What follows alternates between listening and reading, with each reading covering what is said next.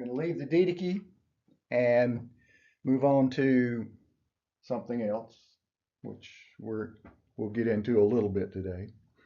But we're going to start with this because this was a good example of what I want you to kind of keep in mind as we go through this next. I don't know if it's actually Woodstock or not, but It's the 60s. what do you see here? What? Flower children. Okay, that's exactly what I was looking for. So there's flower children, peace warriors, long-haired hippie freaks. Wait a minute, what are we talking about? You can ask someone or several people to look at this picture, and you will get a different description of what you're looking at. Even though you're looking at exactly the same thing, they're all looking at exactly the same thing, but you'll get a completely different impression from whoever you ask. And so that's kind of what we're getting ready to do here, because we look at the world a certain way because of our experience, because of what we've been taught, because of what we have. What we've been through. Right. That looks like a Hallmark movie. Well, I was going to say that this is a picture of what heaven looks like, but I hope not, because I don't want to wear those kind of clothes or any of that kind of so. I can't see somebody sitting up there smoking a joint. That guy's wearing a dress too, so no. So anyway, so in the past, it's been the same thing. So in the first century, which we've been talking about, and as we've moved to the second century with what we're getting ready to look at, but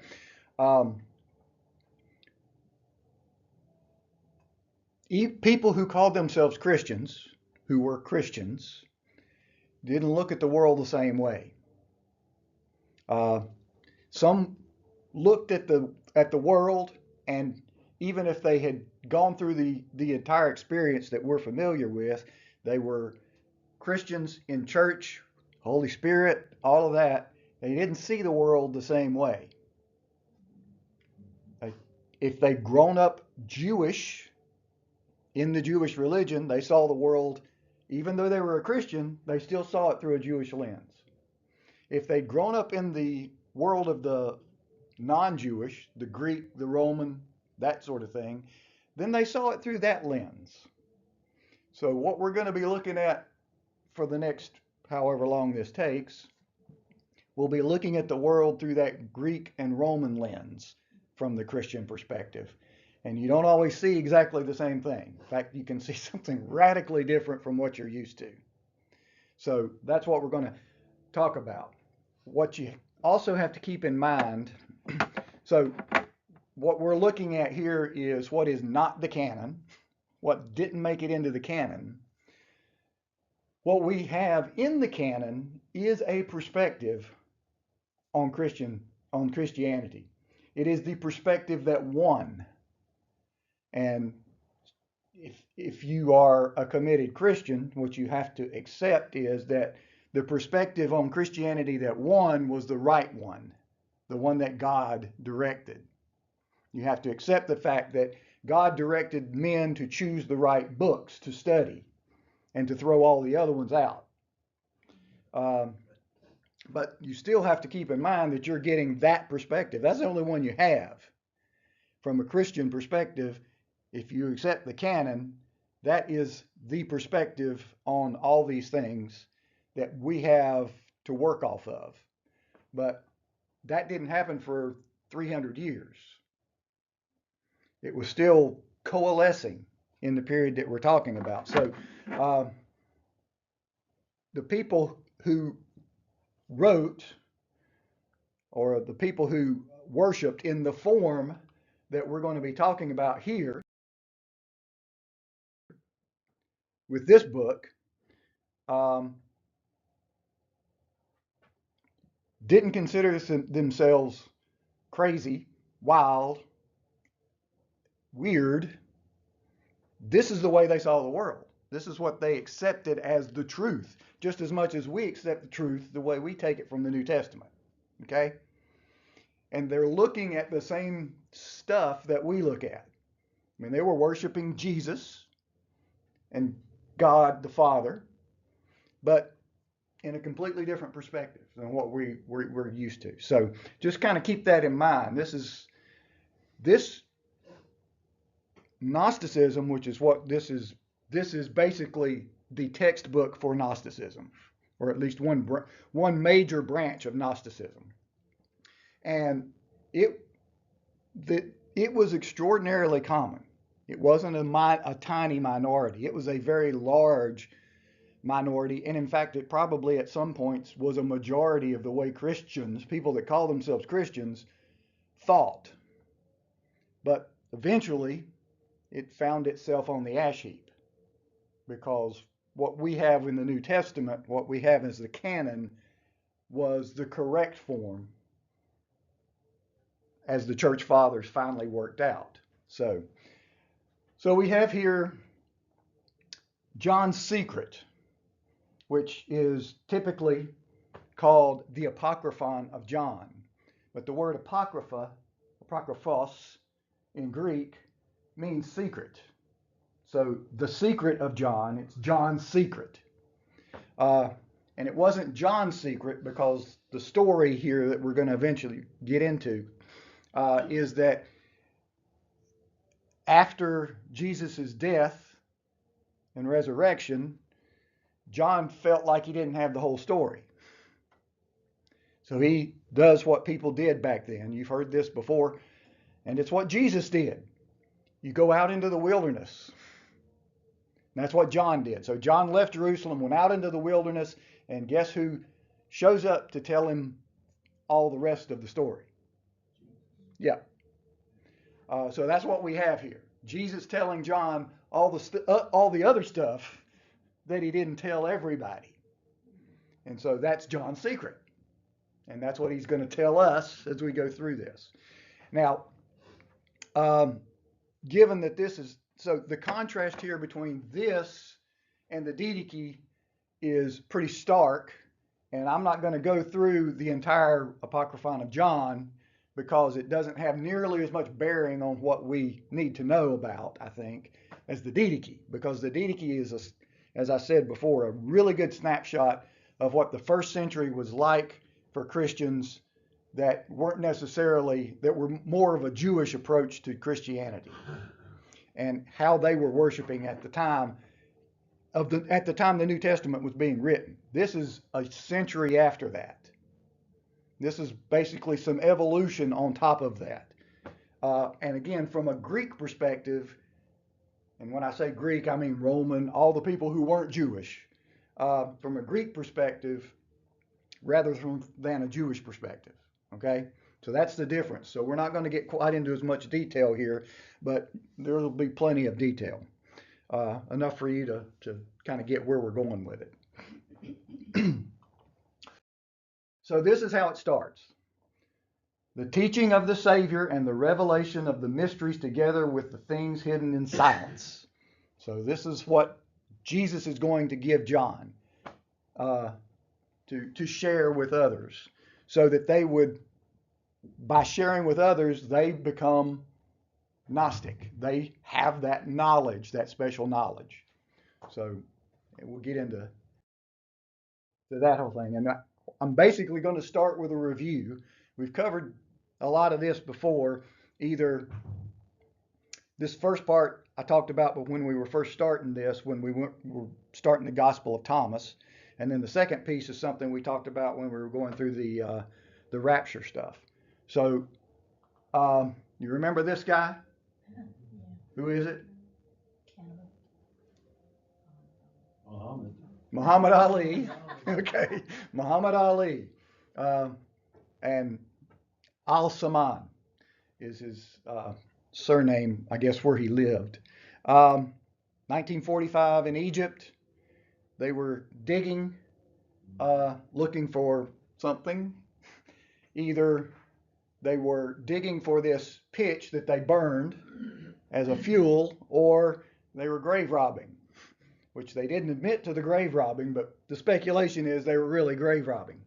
And they come upon these books in the ground. But remember the whole intrigue of this whole thing was that 6 months before this, his father had been killed. Remember that story? And there was a blood feud going on between them and who they thought had killed their father, and they heard about the guy that was accused of killing their father being alone along the side of the road asleep. And so they got their mattocks and went out and hacked him to death. And then found out he was the sheriff's son. So that didn't bode well for what they had done. And they knew they had these books, and they thought these books might be valuable, and the sheriff is going to come in and he's going to take everything that they have. So they gave these books to a Coptic priest. Now, backing up on a little bit on the Coptic thing. Coptic is the ancient Egyptian language at the time that this was all going on, the writing in the 1st century. So these books were all written in Coptic, not Greek, but the Egyptian language of the time, Coptic. And so they've got all these Coptic books, and Coptics, that name was assumed by Christians of the 1st century in Egypt. So they have been Egyptian Christians ever since, but they came to be called Coptics because they were Egyptians, which was slightly different from regular Christianity, and they were definitely distinguished because 5 centuries later, when Muhammad comes along, they become a minority because most of Egypt becomes Islamic. So they all became Muslims. And so, but there's still a very significant population of Christianity in Egypt. Somewhere between 5 and 20% of Egyptians are Christians. They're Coptics, which is, they're different from us. They're somewhere in between us and the Orthodox, Greek Orthodox. So there's this whole Coptic perspective on Christianity even today, but it's still today much closer than what we're going to see in the Apocryphon of John. So having given these to this Coptic priest, eventually they ended up buried, and the speculation is they were buried in this grave to protect them. The writings we know were, these books were written down, not originally, but the copies of them that were found in this grave were from the 4th century, so that somewhere in the mid 300s, because sewn into and they were actually books, so they had a spine like a book, because by the 4th century, when you wrote something, you put it into a book. When we start out in the 1st century, we were still dealing all with scrolls. There weren't any books. The book technology had evolved by the time you get to the 4th century, and these things were done. And sewn into the spines of these books, to make the spine stiff, were receipts of the time. So they are all dated. You can tell that these receipts that were sewn into these books were dated from the mid 4th century, so in the mid 300s. So we know when these books were created. And the speculation is that they were buried in this grave at the time by Coptic monks to protect them from the Orthodox. Because if those who were teaching the canon that we know came along and found books like this, they used them for firewood, which is what Muhammad Ali's mom did too, because they were illiterate and they didn't care. So some of this stuff got burned. But back in the 300s, it was officially, if you find one of these things, you toss it on the fire. So for years and years and years, we didn't have any of this stuff because they were very thorough in what they did. So that's the speculation, is that these Coptic monks maybe didn't recognize these as scripture necessarily, but they recognized their value and didn't want to just dispose of them. So they hid them. That's just speculation. We don't know for sure that that's what happened. So all that, yeah. This is Nag Hammadi. This is where they were found, and they were digging over near these cliffs when they found it. That's where it's at on the map there on the Nile River in southern Egypt. And so you can find these anywhere.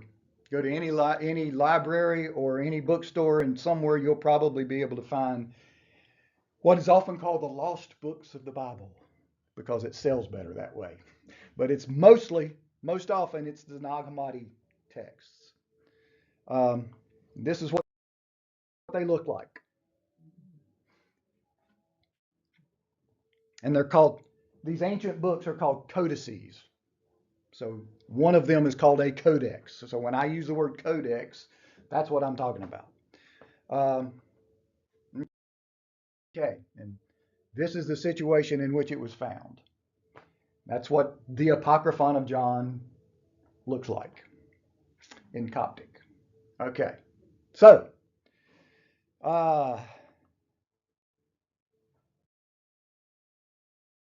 Gnosticism. What is Gnosticism?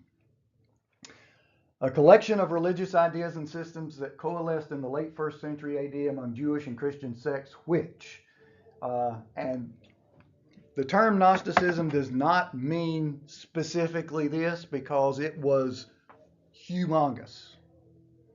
There were Gnostics that believed things that were completely unlike other Gnostics. So you kind of have to collect Gnosticism in little buckets too. But generally, here's what it represents: that they emphasize personal spiritual knowledge above the proto-orthodox teachings, traditions, and authority. So what we consider to be canon and the teachings from the New Testament, they de-emphasized all of that to emphasize personal spiritual knowledge. You get this special knowledge that nobody else has. And once you get that, that's how you achieve salvation, is to gain this knowledge. And it's represented in many different ways. 2, and this will be very important to what we talk about next, but also throughout this whole thing with the Apocryphon of John. They considered material existence flawed or evil, which generally, from the New Testament perspective, we think that too, because the flesh is bad and the spirit is good. But they really emphasize this, that the spirit is pure. There's nothing wrong with the spirit at all. And the only reason you have any corruption whatsoever is the flesh. And if you just get rid of your flesh, you'd be fine, because the spirit is pure. And so that's the focus, the point of emphasis. Generally, it presents a distinction between a supreme hidden God and a malevolent lesser one. And this is the whole thing with the Apocryphon of John. You'll see the whole breakdown of all of this. But ultimately, there is a supreme God that's hidden, that you can't see, that you can't understand, that you can't conceive of. But then there's also a lesser one that we worship, Yahweh. And so this is the lesser one that we're familiar with in the Bible. God the Father is this lesser, malevolent, bad God. So that's completely different than the way we approach this, okay? Because they made a distinction between the true God and Yahweh, okay? And then they held the principal element of salvation to be direct knowledge of this hidden divinity, and it's attained via mystical or esoteric insight. So it's not the salvation that we are aware of, familiar with. So then, this all seems very weird to us. The next question, and we talked about this before when we were going through Gospel of Thomas, was while this seems weird to us, how weird was it to the people we're familiar with in the New Testament, like Paul, for example? Was it as weird to Paul as it was to us? Was Paul a Gnostic? And of course, our knee jerk reaction is no, Paul was not a Gnostic. Paul fought against Gnosticism. But it's like everything else that we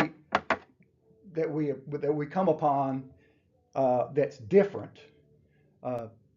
Those scriptures that I was talking about, these scriptures, and we'll call them scriptures, but once the canon was formed, they burned these to get rid of them because they were different and they didn't want anybody to think about them in those terms. And so anything that we would see, and that's how we react. It's either all the way over there or all the way over here. So when we see anything in Paul that sounds a little bit Gnostic, we completely push it aside and say, no, that's not really what he meant. And yet, if you look at some of the things he said, 2 Corinthians, for God who said, let light shine out of darkness, has shone in our hearts to give the light of gnosis, knowledge, of the glory of God in the face of Jesus Christ. So Paul says that you gain the knowledge of Jesus Christ through gnosis. So technically, that's Gnosticism. But now, so there's a whole lot that, so you pull this one verse out by itself and you can say Paul was Gnostic. But you got to take the whole body of work. And so Paul was very much against the kind of Gnosticism that eventually evolved that we're going to be talking about here. He was nowhere close to any of this stuff. But that notion that Christianity is a special knowledge was in Paul. And why was it in Paul? Because Christianity is a special knowledge. We know things that other people don't know. So in a sense, it is the same thing. But what we call Gnosticism and what it represents is not anywhere close to what Paul was teaching. So Jesus taught the same thing. You come to the Father by me, which is not the way the rest of the world knows. It's not anything the rest of the world does know. And when you get saved and receive the Holy Spirit, you think about the world in completely different terms. You know something that nobody else knows, that everyone else doesn't know. So it's that same idea. The difference is what the knowledge is. And from the perspective of orthodoxy, what we know, this Gnosticism becomes a lie. So, but from the perspective of these people who had these writings originally, it was the complete opposite. So just kind of keep that in the pocket of your brain as we go through this. So I think it's comfortable for us to be taught without anybody actually teaching us this, that all the Christians in the beginning were exactly the same, and they all thought exactly the same thing. And it's not the case. It took 300 years to get to, and even then, obviously, there are a lot of differences today from what Protestants believe than what was believed then.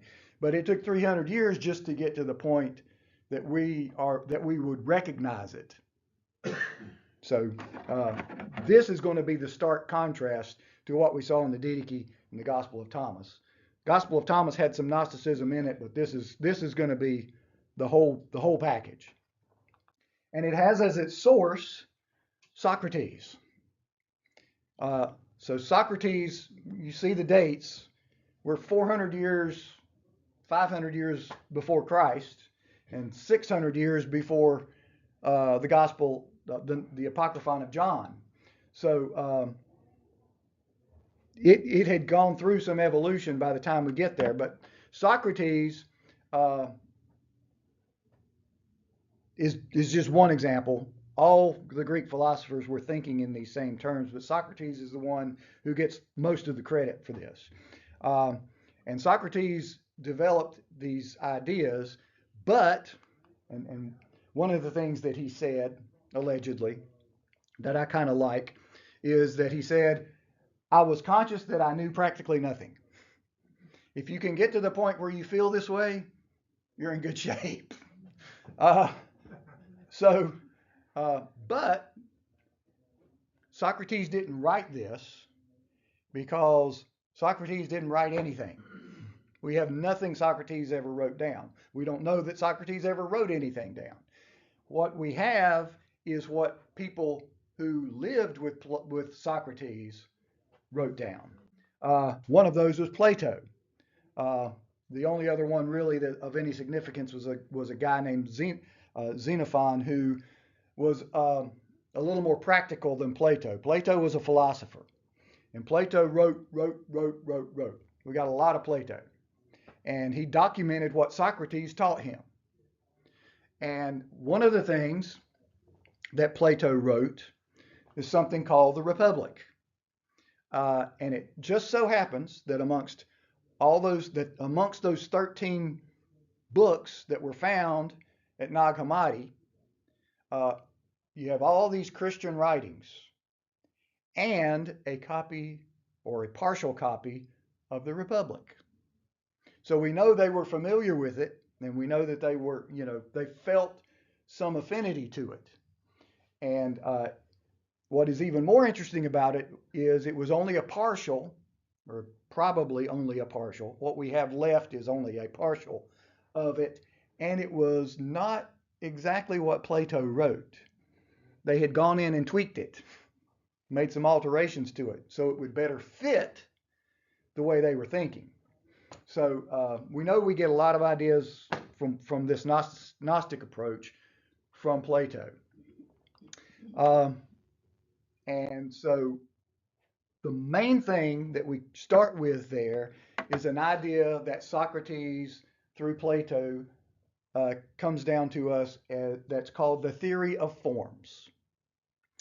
And we talked about this before back when we were doing the rapture thing. And this theory of forms finds its best explanation in something that's in the Republic. That Plato wrote into the Republic that he says he got from Socrates, called the allegory of the cave. And this allegory of the cave explains how the world really is. And this allegory of the cave, here's a pictorial representation of what the allegory of the cave is. So Plato goes through and describes all of this, but what he's describing is that we all think we see the world as it is. We can see the truth, but that's not the case because we're really chained up in a cave. And we're chained in that cave and we see the world, but what we really are seeing is an image being projected on the wall of the cave by people carrying things in front of a fire. So we're only seeing a projection of the world that is being given to us by the people who control us. Only they're not people, they're gods. Those who control us, we only see what they want us to see. And if we can and the allegory, the story, the parable is that one who escapes from the cave manages to get past this out into the real world, discovers what the world really looks like. So there's the real world, and then there's this projection of the world that we are given so we won't see everything that's in the real world. That's the theory of forms. There's the reality, and then there's the image of the reality. So we see horses, but we don't see the real horses. They're kind of the same. Well, the best part of the story is the ones that make it out and see the sun go back to tell the others, and they won't believe them. That's the best part of the story. That's true. But then that's exactly the point of the story, is that there are people who make it out, and they can tell you this, But if you don't get out yourself, you're still looking at the pictures. So that explains the difference between the people who can see the real world and those who can't. Okay? And so here's how it breaks down. This is the theory of forms. There's an eternal realm, a spiritual realm, if you want to call it that, and a temporal realm, the material realm. And this is the world we live in, earth, natural body, material. But there's also this realm, heaven, supernatural, soul, spirit. And if we think we know what this is, but we really can't see this until we get the special knowledge. Then we can see this. And we know that all of this is just a reflection of this. Okay? So this is what the whole platform, this is the platform upon which Gnosticism, and specifically the Gnosticism that we see in the Apocryphon of John, is built. Okay? So while this seems foreign to us, it's not as foreign as you think. And the best example of this in the New Testament is in Hebrews. Hebrews 8.